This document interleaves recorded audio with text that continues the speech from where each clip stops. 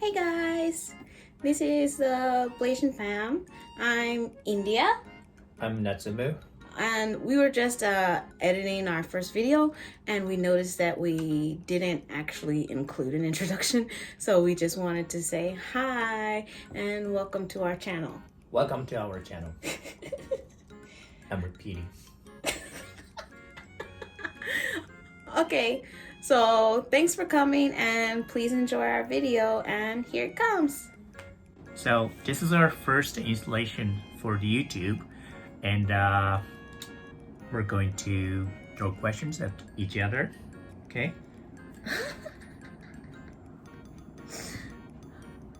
What's your name? Okay. My name. I'm Natsumu. What's your name? I'm India. Yeah. Okay. And we're a married couple, and we've been married for like 2 years. We've been married for 2 years. No, 3 years. We got married like in 2018, right? So 2 years. Wait, No, 17. I don't know. Maybe 18 or 17. We don't know. 2 or 3 years we've been together. I mean, we've been together for like 5 years. Yeah. But Next month it'll be 5 years. yeah, and we've been married for like 2 or 3 years. We forgot, but basically we're a married couple, and this is our first installation for the YouTube. So we have to introduce ourselves to you, and for the introduction, like giving questions is the best solution, right? Okay. So India is in Japan. India is in Tokyo. I'd like to ask you what brought you here in Tokyo? To Tokyo? I mean Japan. To Japan? Or like you've been here for like many times, right? A couple of Yeah. times. So could you go back to the first time? Okay. So the first time I came to Japan, I was actually coming here as an exchange student. And I was actually the first, number one, I was actually the first student from my university to do the study abroad program in Japan. Oh, really? Yeah. You were the first one. Yeah, I was the first one. Okay. Yeah. Alabama.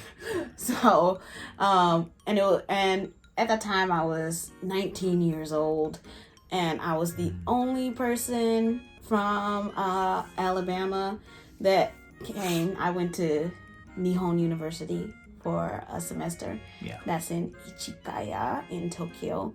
And all of the other people that were Americans were all from like Kansas, and they were like making fun of me, like, where's your accent Like and stuff. Midwest?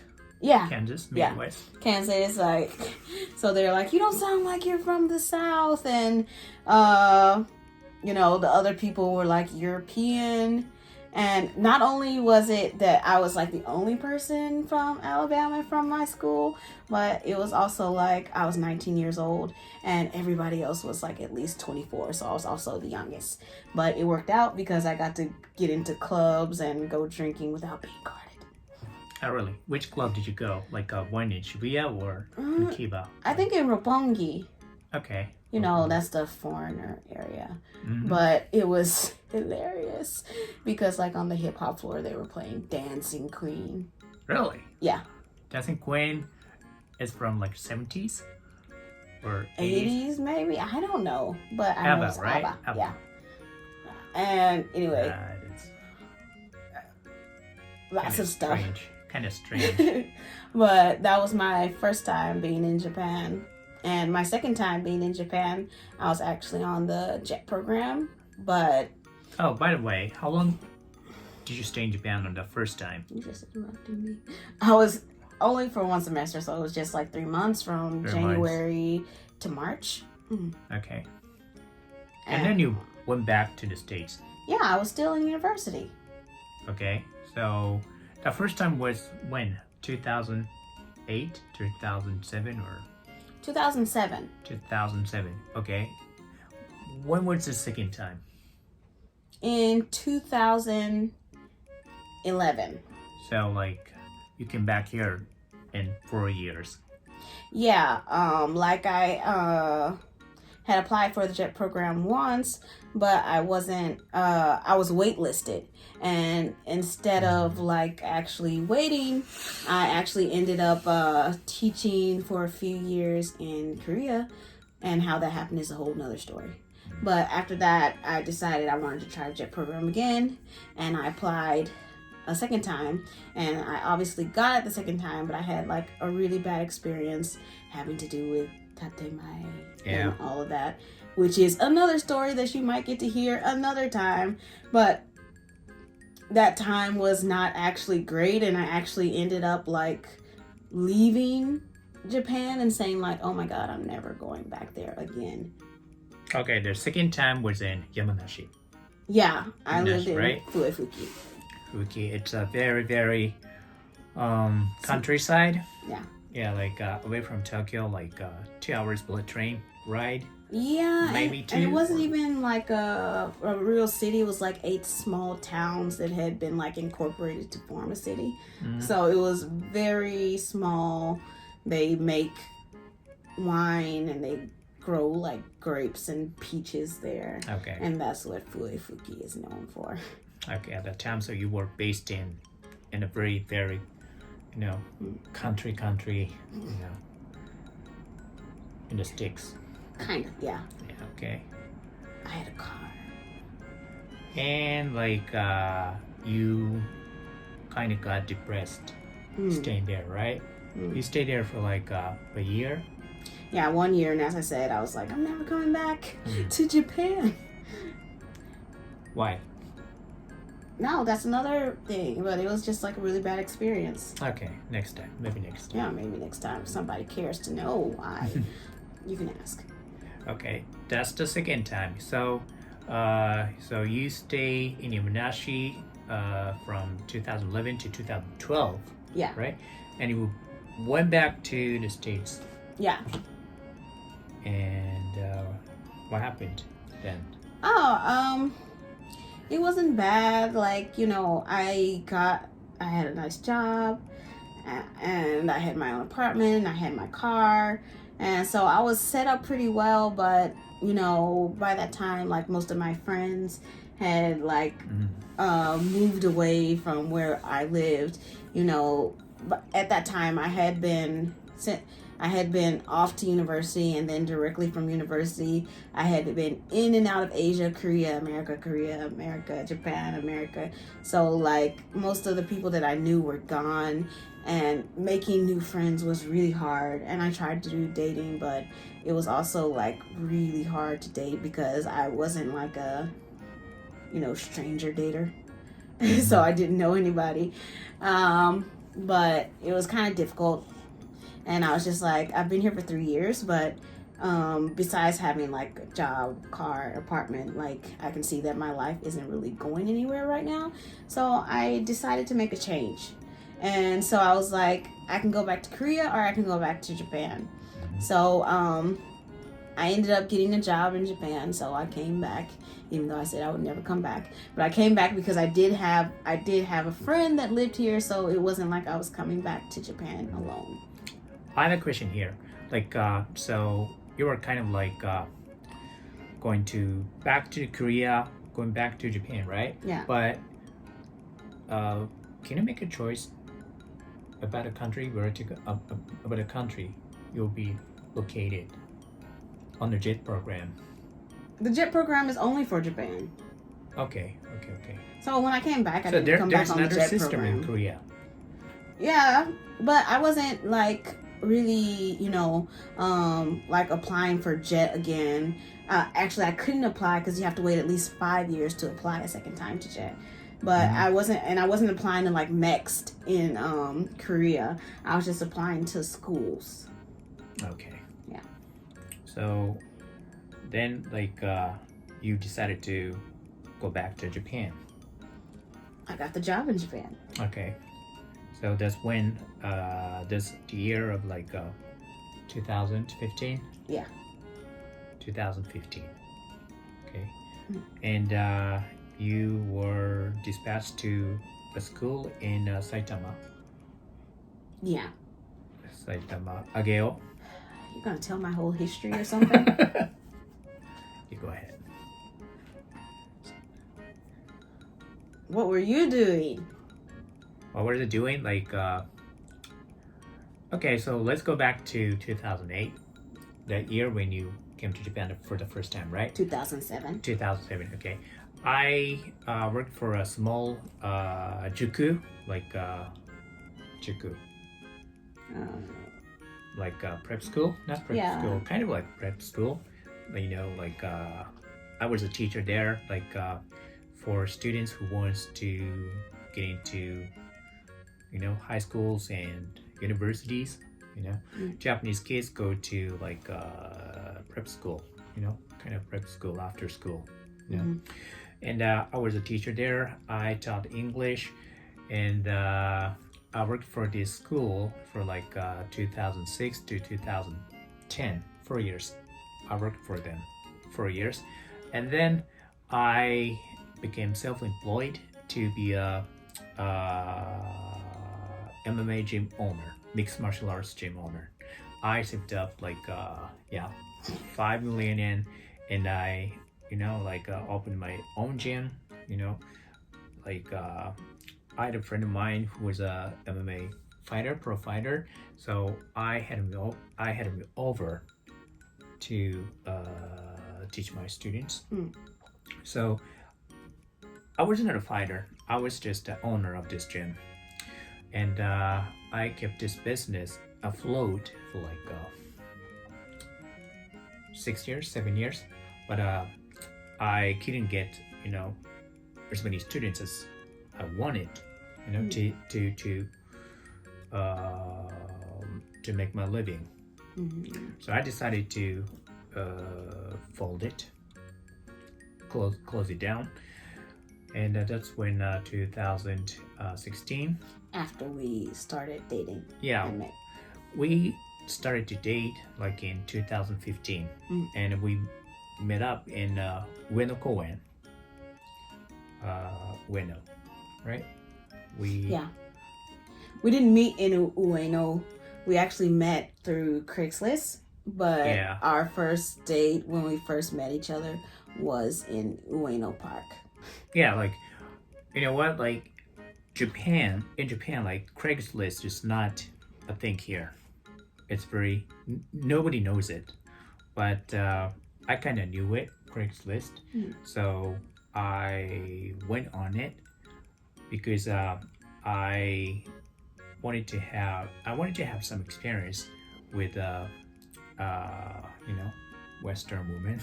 to date Western women. Like before that, like the only foreigner I dated was a Taiwanese woman. Taiwanese. So I was free at that time, and I had lots of time, so I decided to check the Craigslist to find a woman from America or Europe. And then I found you. Yeah. India, you know? Yeah. And kind of, so that's how we met up. And we walked around Winter Park for like an hour, talking about random stuff. Like his favorite rapper is 50 Cent. Yeah, but that's the only American rapper I knew about. So Japanese guy trying to connect with the black person. My favorite rapper is 50 Cent. Even at that time, I don't think 50 Cent was even rapping anymore. At that time, I was trying to like collect like songs and music that I like from America, like 80s music and like music from early 2000, like you know, 50 Cent, Neo, they're from 2000. Yeah. And some, you know, some singers from 80s like Michael Jackson and whatever, you know. So we talked about music, what kind of music we liked, and we shared, you know, music. And what did we do after that? Like we went to I remember we Starbucks. Yeah, we got into Starbucks. We got into Starbucks and stayed there for like an hour, and then we left Starbucks. We were headed to yakiniku place, right? Sure. Maybe not. Yeah, it was the yakiniku place in Ueno. One of the yakiniku places in Ueno. It was the yakiniku place. I treat you to yakiniku. Okay, sure. Yeah. If you say so. You know what? Like at that time, I was penniless. You know, because I closed my business, so I didn't have a lot. No. That was Before. Before That was at least a year before you closed the business. Yeah, but I was hard pressed, financially hard pressed. So, but I treat you to yakiniku. You know, I took you to a good yakiniku place maybe, and treat you to yakiniku, and that's how we ended that night, right? Yeah. Yakiniku place, and we kind of like exchanged our email address for a line. Well, we are probably line. We already had the email address, you know, Craigslist. Yeah. Sort of. So yeah, that's how we ended that day, and why we met in Ueno is just Ueno is just a midpoint between my place and her place. She lived in Ageo, and down to Ueno is like a one train ride. She doesn't have to transfer.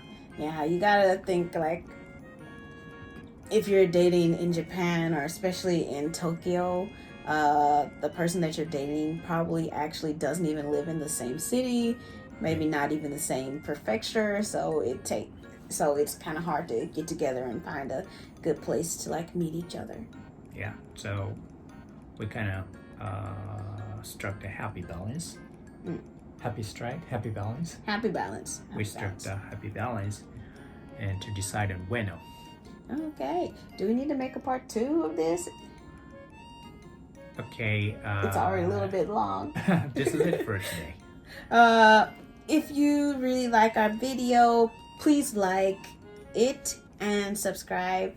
We are gonna start making like a lot more videos. Like technically, we already shot some videos, like random adventure in Japan, and are just hanging out with my friend, sort of like a going away party.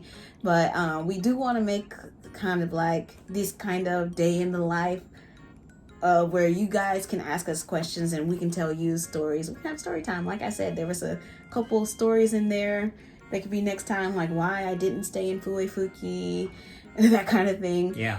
And we can also like give you some suggestions of good restaurants, because we dine out a lot. You know, she loves American food in Tokyo, right? So we dine out a lot. We eat Japanese food too. He's obsessed with sushi, so we always have to go to sushi. But we'll probably give you like some Japanese snack videos. Probably show you like some ramen shops and stuff. So just kind of like our day in the life type, or you can ask us questions about what happens in Japan, and we'll definitely get back to you with a part 2 of like what happened after the first date and where we went from there. But again, please like, subscribe, and we are the Blasian family. So see you again later. Bye. One more thing I forgot to add. We did do a documentary with the Black Experience Japan, which talks about how Black people experience Japan. And this documentary was called like I'm Married to a Japanese. So you can check that link above or in the description. We'll figure it out later. But the link is going to be there. So if you want to learn more about us, besides when we do the part 2, and also about 3 other couples that are mixed Black and 8 Japanese Blasian couples, please check out check out that link. Okay, bye. Like and subscribe.